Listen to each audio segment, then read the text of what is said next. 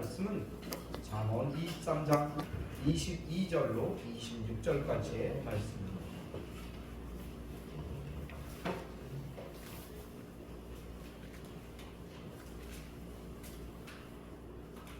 잠언 22절 26절까지 우리 합동합니다. 같이 읽습니다. 너를 낳은 아비에게 청종하고 내 늙은 어미를 경히 여기지 말지니라. 진리를 사되 펼치는 말면 지혜와 훈계와 명철도 그리할지니라. 의인의 아들은 크게 줄모을 것이요 지혜로 자식을 낳은 자는 그로 말미암아 줄모을 것이니라. 내 부모를 즐거워하며 너를 낳은 어미를 기쁘게 하라. 내 아들아 내 마음에 내게 주며 내 눈으로 내 길을 즐거워할지니라. 아멘. 하나님 아버지 참으로 감사합니다. 주님께서 오늘 거룩한 날 특별히 어버이 주일로 허락하시며 함께 말씀의 떡을 떼길 원합니다. 성령님 오늘 오셔서 내 마음의 문이 활짝 열리고 내 귀가 열리고 내 오감이 열려서 주님의 뜻을 마음으로 받는 귀한 시간이 되게 하시고 마음에 새기는 귀한 시간 되게 해주시옵소서. 특별히 부모님에 대한 아버지의 사랑을 다시 한번 우리가 마음에 되새김질하며 아버지여 이 어버이께 우리 어버이께 또 하나님께 우성스럽게 효도하는 귀한 믿음의 자녀들이 다 될 수 있도록 인도하여 주옵소서. 오늘도 함께 하심을 믿습니다. 감사드리며 예수님의 이름으로 기도하옵나이다. 아멘. 할렐루야. 아멘. 오늘도 하나님께서 우리의 예배를 받아주십니다. 오늘 저는 내 부모를 즐겁게 하라 라는 제목으로 함께 말씀의 떡을 떼기를 원합니다. 참 나는 모두가 행복했으면 좋겠어요. 행복했으면 좋겠어요. 즐거웠으면 좋겠어요. 그래야 살만 나는 거 아니겠어요? 누가 그러더라고요. 살만 나는 세상이 오기를 바란다고 그러더라고요. 뭐가 살만 나는 세상입니까? 돈 많이 벌면 살만 나는 세상입니까? 그렇지 않으면 어느 권력 위에 올라가서 뭐 장학생 되면 살만 나는 세상입니까?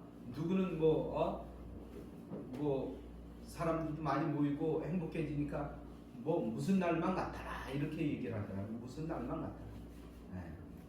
그래요.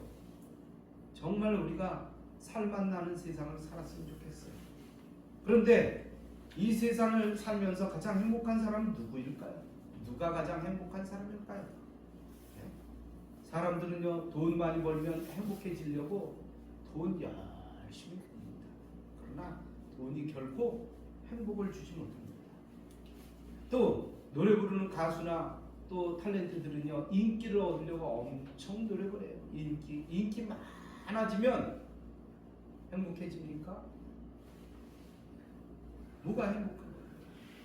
또 학생들 공부 잘해서 장학금 받고 어디 가서 무슨 대회 나가서 상 받으면 행복합니까? 아니요. 그걸로 행복해지는 게 아니에요. 그걸로 행복해지는 거예요. 학교에 가면 선생님들이 열심히 공부를 가르칩니다. 그래갖고 뭐 좋은 학교 보내고 뭐 우리 학교 어디 가보니까 어느 학교는 딱 여기 앞에 붙어있는데 어느 고등학교 갔더니 어느 대학교 몇 명 갔고 어느 대학교 몇 명 갔고 어느 대학교 몇 명 갔고 막 이게 써있더라고요. 그 학교 가면 행복합니까? 학교 가면 선생님들은 지식을 가르쳐줘요. 정말 지식 살기 위해서 우리가 이 세상을 정말 바르게 살기 위해서는 지식이 필요해요. 그러나 행복해지기 위해선 하나님의 말씀을 들어야 돼요. 하나님의 말씀을 배워야 돼요.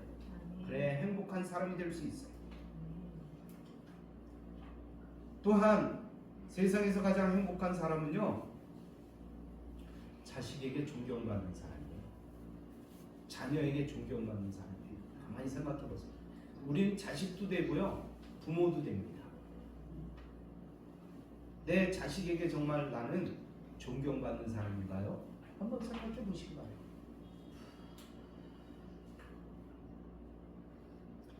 나는 근래 들어서 참 존경하는 목사님이 계셔요. 저 부천에 계신 서 목사님이라고 계신데 참 목사님이 뵐 때마다 은혜가 돼요. 목사님만 뵈고.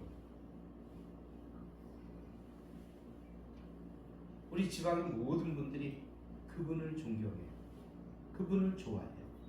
그분의 말씀 듣는 것 참 감사하게 생각해요. 그래서 가끔 저도 지방에가 이제 떨어져서 부천으로 가셨지만 가끔 전화를 해요. 목사님, 그러면 그 목사님 목소리만 딱 들어도 기분이 참 좋아져요. 그런 거 있죠, 여러분? 그런 거 있죠. 누구 목소리 들으면 기분 좋아지고. 그래요. 근데 그분은요, 그 자녀들이 두 분 있는데 남자예요, 남자. 한 분은 목사님이고 한 분은 뭐 직장 다니고 그러는데 그 자녀들이 언젠가 그런 얘기를 하더라고요. 이 세상에서 가장 정말 존경하는 분이 누구냐 그랬더니 우리 아버지예요. 우리 아버지예요. 그 두 분이 우리 아버지를 가장 존경한대요. 여러분께서도 조금 아까 말씀드린 것처럼 부모가 되기도 하고 또 자녀가 되기도 하는데 여러분 부모를 그렇게 존경하십니까? 또 내 자녀에게 존경을 받습니까? 한번 생각해 보시기 바랍니다. 여러분, 자녀에게 존경받는 부모, 그 가정이 행복한 가정이에요. 그래서 우리는 존경받는 행동을 해야 돼요. 존경받는 행동. 그러면 세상에서 제일 불행한 사람은 누굽니까? 자신의 아버지를 보면서, 자신의 어머니를 보면서 나는 절대 그렇게 안 살 거야. 나는 그렇게 살고 싶지 않아. 왜 저렇게 사는지 모르겠어. 이렇게 자식들이 그렇게 생각한다 그러면 참 불행한 거예요. 불행한 겁니다. 그렇게 생각하면요, 자녀도 참 불쌍한 자녀가 되는 거예요.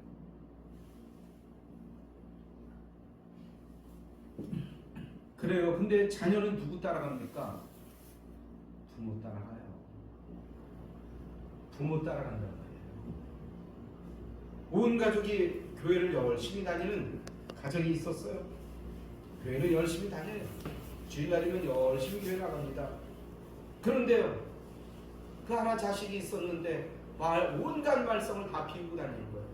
근데 교회는 다녀요. 교회는 다녀요. 어느 날 참지 못하고 아버지가 그 자녀를 심하게 야단쳤어요. 그러자 자녀가 대답을 합니다. 아버지, 저는 그래도 성경적으로 사는 아들입니다. 이렇게 대답을 하는 거예요. 기가 막히는 거야. 아버지가 보일 때는 기가 막히는 거야. 그래서 아버지는 더 화가 나서 이야기했어요. 양마, 네가 어떻게 그렇게 살면서 하나님 말씀대로 성경대로 산다고 얘기를 할 수가 있어? 그랬더니 아들이 그래도 교회 다니는 몇 년을 다녔는지 그 교회를 다니면서 외운 성경 구절을 얘기하더래요. 그게 뭔지 아세요? 요한복음 5장 19절이에요. 요한복음 5장 19절. 여러분 여기 나와 있죠? 같이 한번 읽어봅니다. 그러므로 예수께서 그들에게 이르시되 내가 진실로 진실로 너에게 이르노니 아들이 아버지께서 하시는 일을 보지 않고는 아무것도 스스로 할 수 없나니 아버지께서 행하시는 그것을 아들도 그와 같이 행하느니라. 이 말씀을 딱 얘기하는 거예요. 나 아버지 따라가고 있어요. 아버지가 행하는 일, 아버지가 엄마한테 행한 거, 아버지가 사회에서 행하는 거, 아버지가 행하는 거 나 쳐다보고 있어요. 나 그대로 행하는데 뭐가 잘못됐어요? 아버지가 할 말이 없는 거예요. 아버지가 할 말이 없는 거예요. 결국 아들은 누구를 닮는 거예요? 나를 닮는 거예요. 급한 성격, 까딱하면 화내고 막 뒤집어 엎는 성격, 못 참고 막 못 견디고 욕하는 성격, 다 누구 닮았어요? 누구 닮았어요? 대답을 왜 안 해요? 나 닮은 거예요. 나. 생각해보면요, 세상에 부모 자식 관계처럼 어려운 것이 없습니다. 참 어려운 거예요. 뭐 잘못했을 때 저 박을 수도 없고, 참 그거 뭐 어떻게 갖다 응? 누가 그러는데 죽일 수도 없고, 바꿀 수도 없고. 여러분, 내가 어렸을 때 읽었던 동화 중에서 피노키오라는 얘기가 있어요. 피노키오라는 동화가 있어요. 피노키오 얘기 여러분도 읽어보셨죠? 피노키오, 제페토라는 그 아저씨가 인형을 만드는 거예요. 무슨 인형을 만들어요? 나무 인형을 만들어요. 나무 인형을 다 만듭니다. 꼭두각시 인형이에요. 나무통하고 막 이어갖고 막 이렇게 하면 막 만들어요. 막 이렇게 움직이고 막 이런 인형이에요. 보니까 예쁘게 잘 만들었어요. 마음에 쏙 들었어요. 그런데요, 얘 움직여도 자기 마음대로 안 되는 거예요.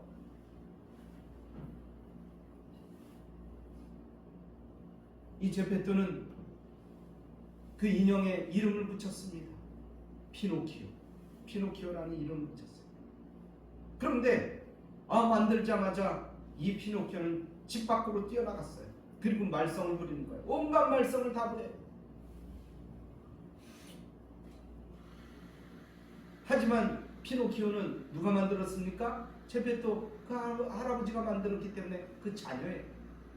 이걸 죽일 수도 없고, 이거는 어떻게 부셔버릴 수도 없고, 내가 만들었으니. 한편으로는 기쁨이 되기도 하지만 한편으로는 고통이 되는 거예요. 피노키오는 계속해서 실수하고 또 후회하고 또 아버지에게 잘못했다고 얘기하지만 똑같은 잘못을 계속하는 거예요. 결국에는 우여곡절 끝에 어떻게 됩니까? 피노키오가 거대한 상어에게 통째로 맥혀요. 근데 거기에 들어가 보니까 제페토 할아버지가 있는 거예요. 아버지가 거기 있는 거예요. 그들은 그 힘을 합쳐서 그 물고기 뱃속에서 탈출합니다. 육지로 돌아왔어요. 그리고 피노키오는 그때야 철이 드는 겁니다. 철이 들었어요. 그래도 철이 들었어요. 그러면서 사람다운 행동을 하는 거예요. 이 인형이 사람다운 행동을 하는 거예요. 결국엔 마지막이 뭡니까? 그 보답으로 진짜 사람이 된다는 얘기예요. 여러분, 언제 우리는 철이 듭니까? 마음에 깨달음이 있어야 돼요. 부모의 아픔과 또 내 인생에 대한, 삶에 대한 어떤 그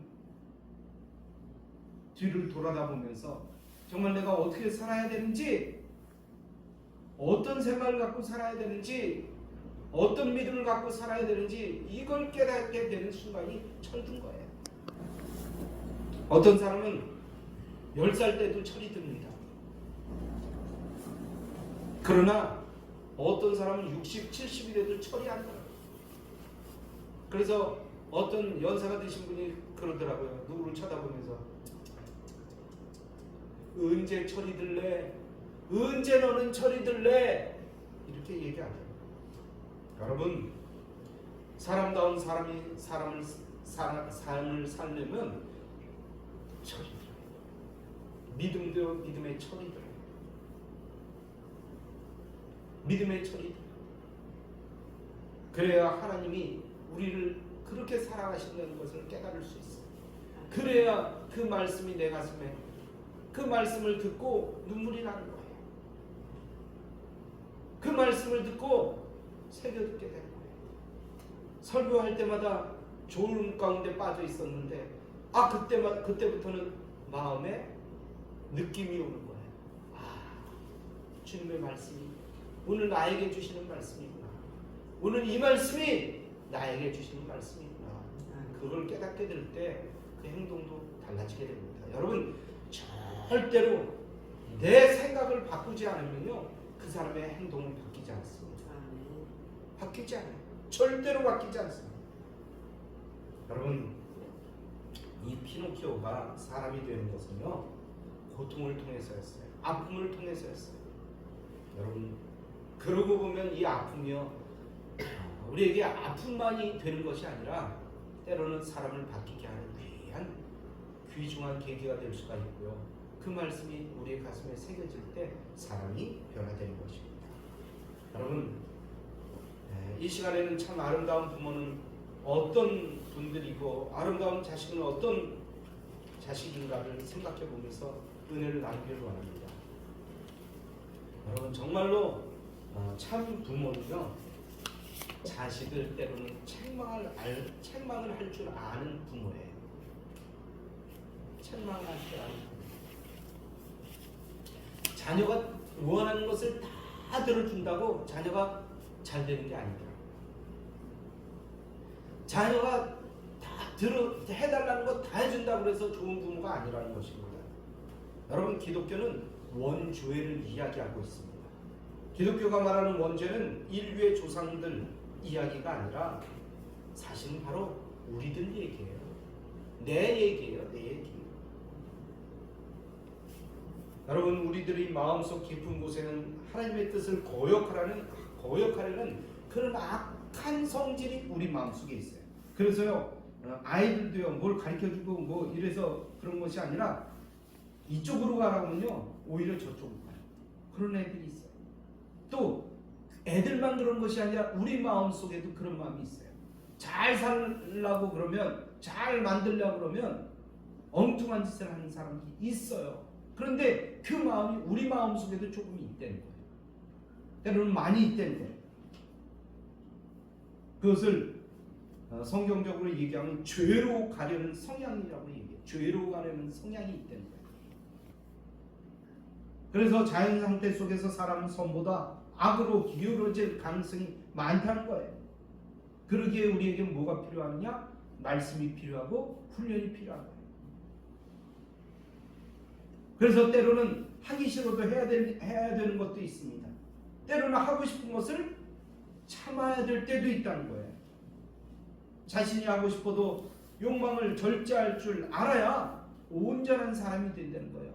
참다운 사람이 된다는 거예요. 여러분, 구약에 보면 엘리 제사장이 있습니다. 그에게도 두 아들이 있었어요. 홈리와 비누아스. 그 아들들은요, 아버지가 대제사장이었으니까 그 아들들도 제사장이 되었어요. 제사장이 되었으면 하나님의 말씀대로, 하나님의 뜻대로 잘 섬겨야 될 거 아니에요.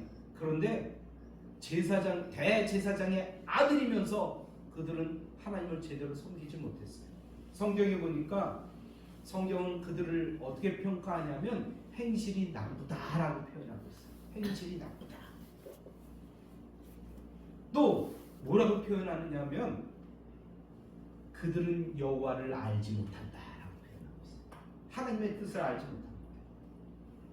또 뭐라고 표현하냐면 주님을 무시하고 불경스러운 말로 모독했다라고 말씀하고 있어요. 그들은 어떻게 행동했습니까? 백성들이 하나님께 바친 제물을 탐욕스러운 눈으로 바라보다가 그것을 가로챘어요. 하나님을 바르게 섬기지 않고 자기 배만 채운 거예요. 심지어는요, 회막 어귀에서 일하는 여인들하고 자기의 욕망을 불태우는 일까지 있었다는 것입니다. 엘리는 그 사실을 알았어요. 심하게 나무랐습니다. 그 아들들을 나무랬어요. 그런데도 그들은 아버지의 말씀을 귓등으로 들었다는 거예요. 세상의 욕망과 쾌락을 추구했던 그들은 더 이상 바른 소리가 그 귀에 들어갈 수가 없었어요. 귀가 막혔어요. 여러분, 우리는 우리의 오감을 통해서 주님께서 나에게 말씀하시는 그 음성을 들어야 해요. 그래야 바르게 살 수 있습니다. 그래야 효도할 수 있습니다. 그래야 좋은 부모가 될 수 있습니다. 그래야 좋은 자녀가 될 수 있습니다. 결국 그들은 어떻게 됩니까?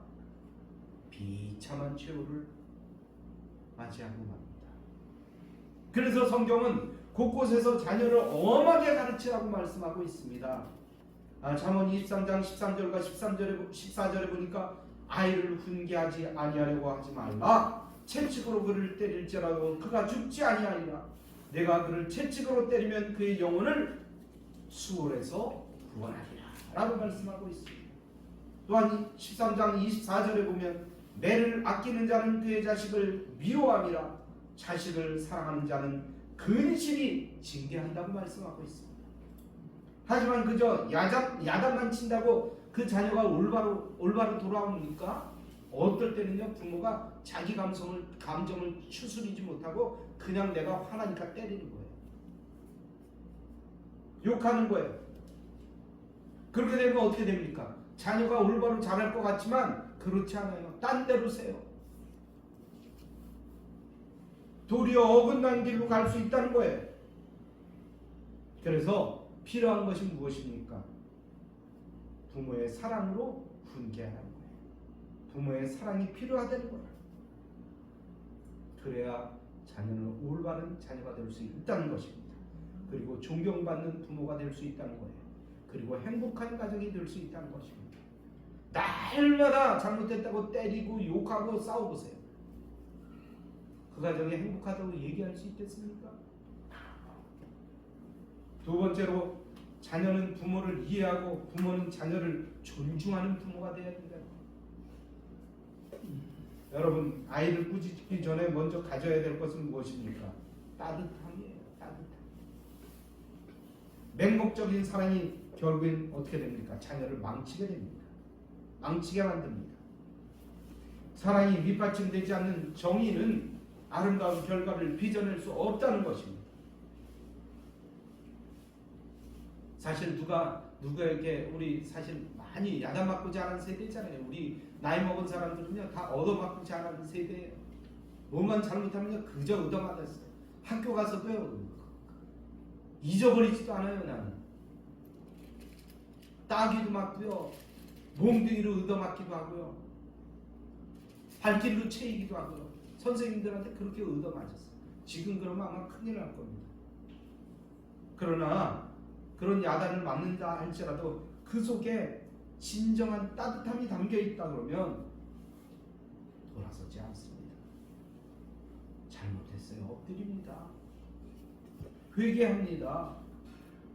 하지만 부모의 감정을 앞세우는 훈계나 꾸지람은 자녀의 반발심만 일으킨다는 거예요. 자녀를 노엽게 하지 않는 부모가 되어야 됩니다. 부모가 권위적이고 자식을 위해서 군림만 한다 그러면, 복종하기만을 원한다 그러면 그 가정은 결국엔 다 망가집니다. 그러니까 옛날에 그런 아이들 많았잖아요. 시골에서 살다가 부모가 농사짓고 같이 살자 그러고 그러면서 노다지 때리니까, 아니 10살밖에 안 된 아이가 집을 뛰쳐나가. 그런 사람들이 많았어요. 우리 세대에 그런 사람들이 많았어요. 집을 뛰쳐나가. 얼마나 아버지 어머니가 힘들게 하면 집을 뛰쳐나가겠어요? 어디 가면 여기보다 못하래 하면서 뛰쳐나가. 여러분, 자녀도 한 인격체입니다. 늘 존중하고 이해하려고 노력해야 됩니다. 그리고 잘못됐으면 왜 거기까지 갔는지 생각하고 아픔을 같이 공유하고 기도해야 됩니다. 그래야 자녀가 돌아옵니다.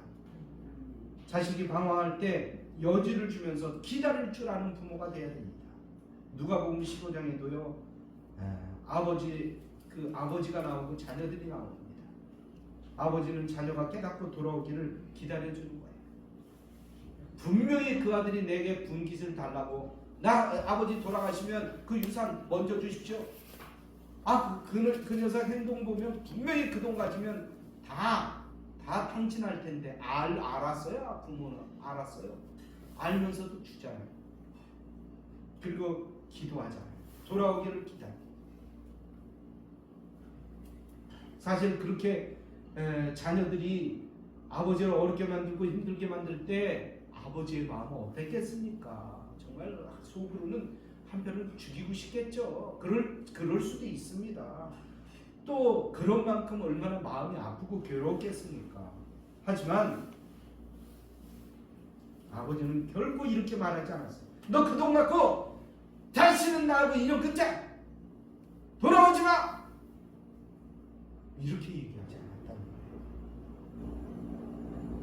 거예요. 욕하지 않았다는 것입니다.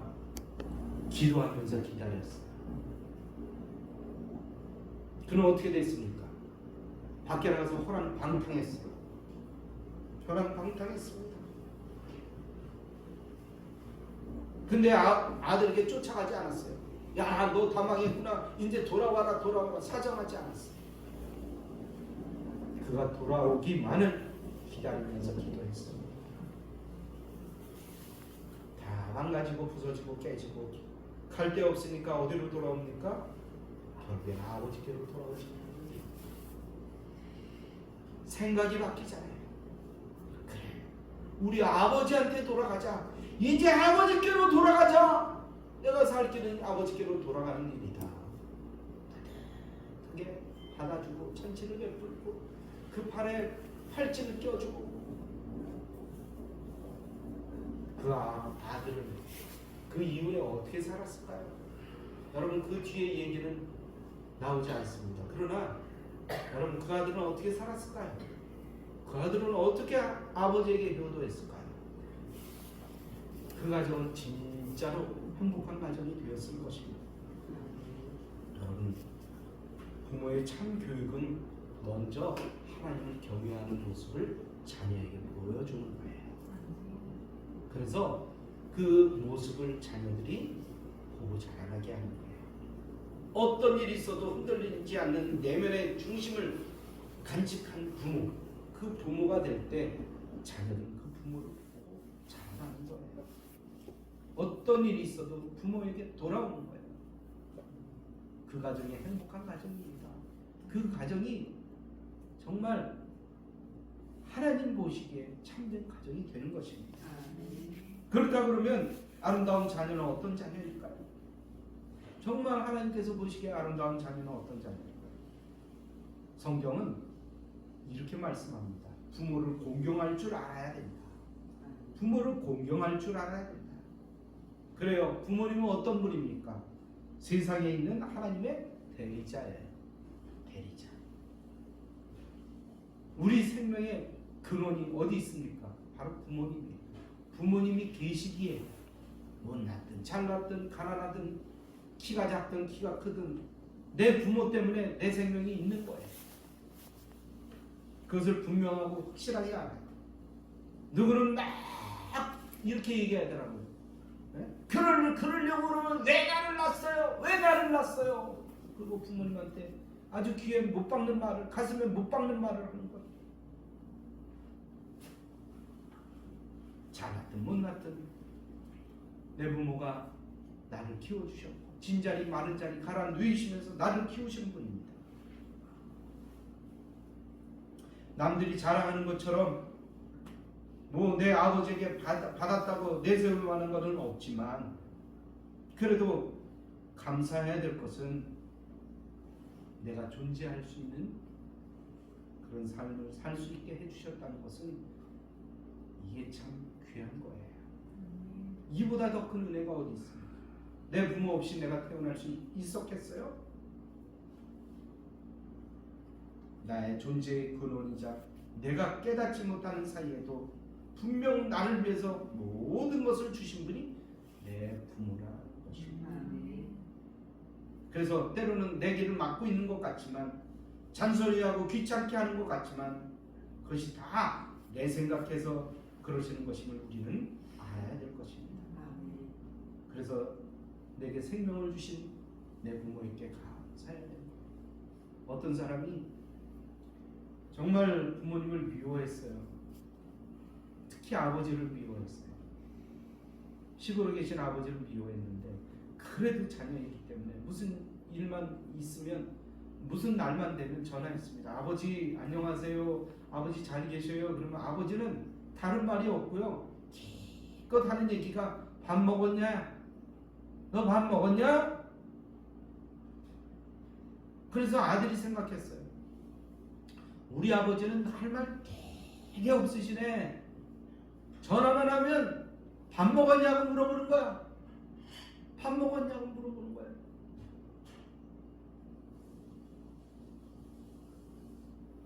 그런데 그 아버지가 연세가 드셔서 돌아가셨어요. 장례식장에서 아버지를 이렇게 사진을 쳐다보고 있는데 아버지가 사진 속에서도 그러는 것 같아요. 너 밥 먹었냐? 너 밥 먹었어? 아버지의 그 밥 먹었냐의 이 목소리는요, 그 모든 것이 농축되어 있는 말씀입니다. 농축되어 있는 말씀. 여러분, 일이 잘 안 풀리면 밥맛 없잖아요. 그렇지 않습니까? 뭐 하다가도 기분 나쁘면 밥맛 없잖아요. 뭐를 하다가도 잘 내 생각대로 안 되면 밥맛 없잖아요. 그러니까 밥 먹었냐라고 물어보는 거는 그 모든 것이 다 농축되어 있는 거예요. 그걸 깨닫고 아버지를 향해서 그 사진을 보면서 막 울었다는 얘기예요. 여러분 어떻습니까? 그 아버지예요. 인간의 몸을 갖고 태어나게 하신 우리 아버지지만, 비록 보잘것없는 아버지지만 나를 그렇게 생각했던 분이 우리 아버지예요. 그 아버지를 향해서 한마디 말이라도 좀 따뜻하게 하지, 그냥 뭐 내치듯이 나 밥 먹었어요, 또 그 말이세요? 그러면서 귀찮게 막 아버지를 향해서, 어머니를 향해서 발버둥을 칩니다. 여러분 따뜻하게 대해주세요. 반듯하게 대해주세요. 어려도 그렇고 나이가 먹어도 그렇고, 왜 부모님은 나한테 제일 편한지 그냥 내 생각대로 막 얘기할 적이 얼마나 많은지 알 수 없어요. 여러분 하나님 앞에 충성하듯 부모님에게 잘해주시기 바랍니다. 언제까지 내 곁에 있지 않습니다. 그 부모는 언제까지 내 곁에 있지 않아요. 이를 깨닫고 부모 생각하며 행하는 자녀가 되는 그런 아름다운 자녀가 되길 주님의 이름으로 축복합니다. 이 사자성가에 보면 반포지효라는 이야기가 있습니다. 많이 있어요. 이 뜻은 까마귀 새끼가 자란 뒤에 어미에게 먹을 것을 물어다 준다는 얘기예요. 부모를 공경하는 마음자리에 들어설 때 우리는 다시 태어나서 하나님의 자녀가 된다는 얘기예요. 부모가 못났다고 원망하거나 비웃지 마시기 바랍니다. 구약의 대홍수 이후에 무토로 내려온 노아 가족들은요, 포도농사를 지었어요. 어느 날 노아가 포도주를 마시고 취해서 벌거벗은 채 잠이 들었어요. 그 참 꼴불견이잖아요. 아니, 나이도 드신 분이 옷 홀딱 벗고 잠이 든 거예요. 덥지도 않았어요. 노아에게 세 형제가 있었는데, 세 자녀가 있었는데 먼저 함이 그것을 발견했어요. 그리고 덮어주지도 않고 가서 흉을 봤어요. 그러나 셈과 야벳 그 형제들은 겉옷을 가지고 가서 둘이서 그것을 어깨에 걸치고 뒷걸음치를 치고 들어가서 아버지의 벌거벗은 몸을 덮어드렸습니다. 그들은 아버지의 벌거벗은 몸을 보지 않으려고 얼굴을 돌렸다고 창세기 9장이 말씀하고 있어요. 이처럼 부모의 허물을 덮어줄 줄 아는 자녀가 될 때 아름다운 자녀로 하나님의 예비하신 복을 받아요. 이런 아름다운 자녀가 되기를 주님의 이름으로 축복합니다. 아멘. 아까도 말씀드렸지만 세상에서 참 쉽고도 어려운 것이 부모 자식 간의 관계입니다. 어떻게 해야 좋은 부모가 되고 어떻게 해야 좋은 자녀가 될 수 있는지 우리 늘 하나님 앞에 엎드려 기도해야 될 것입니다. 우리는 하나님과 나 사이 관계를 통해서 하나님의 사랑을 배워야 됩니다. 더욱 아름다운 관계를 만들기 위해서는 우리는 자신의 마음속에 주님을 깊이 모시는 그런 아름다운 삶을 살아야 될 것입니다. 할렐루야. 이제 결론의 말씀을 드립니다. 우리 모두는 주님의 사랑으로 부모를 공경하고 존경해야 합니다. 또 부모는 주님의 사랑으로 자식을 존중해야 합니다. 결국 그리할 때 가정의 평화가 임한다는 사실입니다. 그 가정을 통해서 하나님께서는 영광을 받으십니다. 오늘 우리 교회의 모든 가정들이 부모에 대한 존경과 자식에 대한 존중을 잘 서로 같이 함으로 잘 작은 천국의 모델이 되기를 주님의 이름으로 축원합니다. 아멘. 할렐루야. 이 아멘. 말씀 생각하면서 하나님 앞에 간절한 마음으로 기도하는 시간 같습니다. 할렐루야. 우리 하나님 아버지가 참 감사합니다. 주님께서 우리에게 아버지 이 좋은 부모를 주셨는데 우리는 그것을 깨닫지 못하고 때로는 부모를 원망하고 때로는 좋은 자식을 주셨는데도 불구하고 자식을 때리고 원망하고 욕하고 아버지를 그렇게 살아갑니다. 아버지 이제는 마음을 돌이키게 하여 주시옵소서. 부모를 존경하게 하여 주시옵소서. 비록 나에게 아버지가 별로 준 것은 없는 것 같지만 그 부모 때문에 내 생명이 있다는 사실을 다시 한번 깨닫게 하시고 부모를 존경하게 하시고 부모는 우리 자녀를 존귀하게 여기는 존중하는 귀한 부모가 될 수 있도록 인도하여 주옵소서. 그리하여 정말 아름다운 가정을 이룰 수 있도록 축복하여 주옵소서. 부부가 연합해서 서로를 존중하며 하나님 앞에 귀한 가정을 이루는 믿음의 교회가 될 수 있도록 축복하시고 어떤 사람에게도 돈이 되는 귀한 믿음의 아버지여 가정 이루어 나갈 수 있도록 인도해 주옵소서. 한 번뿐인 인생입니다. 두 번 살지 않습니다.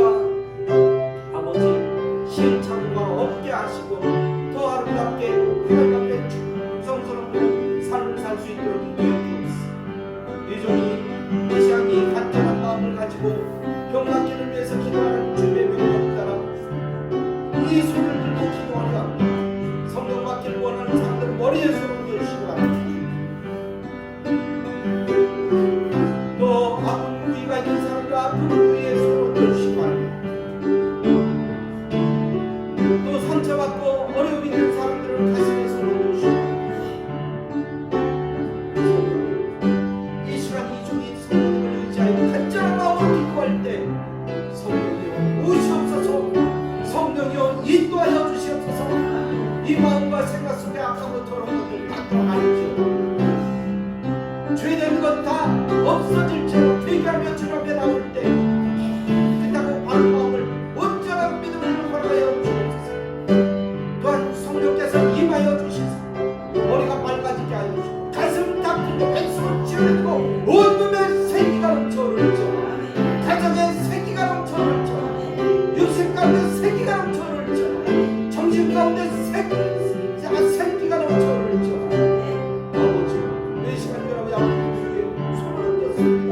믿음으로 손을 얹었습니다.